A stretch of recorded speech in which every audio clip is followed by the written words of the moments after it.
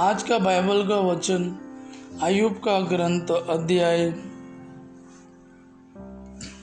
19 वचन 1 और 23 से 27।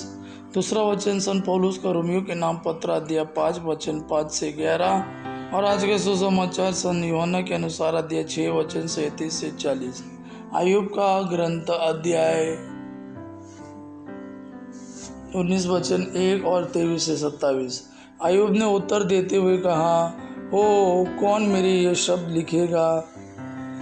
कौन इन्हें लोहे की छेनी और शीशे से किसी स्मारक पर अंकित करेगा?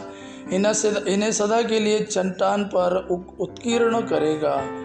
मैं यह कहता हूँ, मेरा रक्षक जीवित है और वह अंत में मेरी पृथ्वी पर खड़ा हो जाएगा जब मैं जागूंगा, मैं खड़ा हो जाऊंगा। जब मैं इसी शरीर में ईश्वर के दर्शन करूंगा, मैं स्वयं उसके दर्शन करूंगा। मेरे ही आंखें उसे देखेगी, मेरा हृदय उसके दर्शनों के लिए तरसता है। आज का दूसरा वचन संत पौलुस का रोमियो के नाम पत्र अध्याय 5 वचन 5 से 11। आशा व्यर्थ नहीं होती, क्योंकि ईश्वर ने हमें पवित्र आत्मा प्रदान किया है और उसके द्वारा ही ईश्वर का प्रेम हमारे हृदयों में उमड़ पड़ा है। हम निस्सहाय ही थे जब मसीह निर्धारित समय पर विधर्मियों के लिए मर गए। धार्मिक मनुष्य के लिए शायद ही कोई अपने प्राण अर्पित करे। फिर भी हो सकता है कि भले मनुष्य के लिए कोई मरने को तैयार हो जाए, किंतु हम पापी ही थे जब मसीह हमारे लिए मर गए थे। इससे ईश्वर ने हमारे प्रति अपने प्रेम का प्रमाण दिया है। जब हम मसीह के रक्त के कारण धार्मिक माने गए, तो हम निश्चय ही मसीह द्वारा ईश्वर के दंड से बच जाएंगे। हम शत्रु ही थे जब ईश्वर के साथ हमारा मेल उसके पुत्र की मृत्यु द्वारा हो गया था, और उसके साथ मेल हो जाने के बाद उसके पुत्र के जीवन द्वारा निश्चय ही हमारा उद्धार होगा।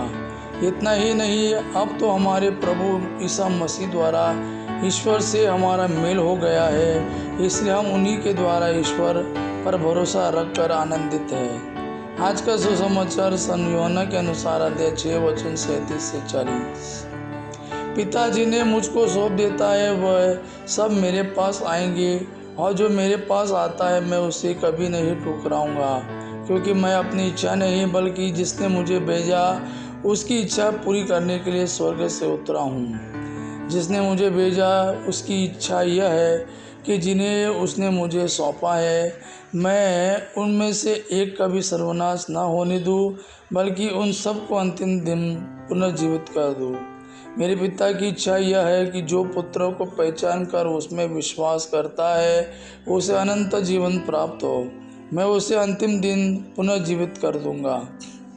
यह प्रभु का वाणी है। प्रभु को धन्यवाद। आवा पिता की महिमा और पुत्र यीशु का प्रेम आप पर सदा सर्वदा बना रहे। आमीन।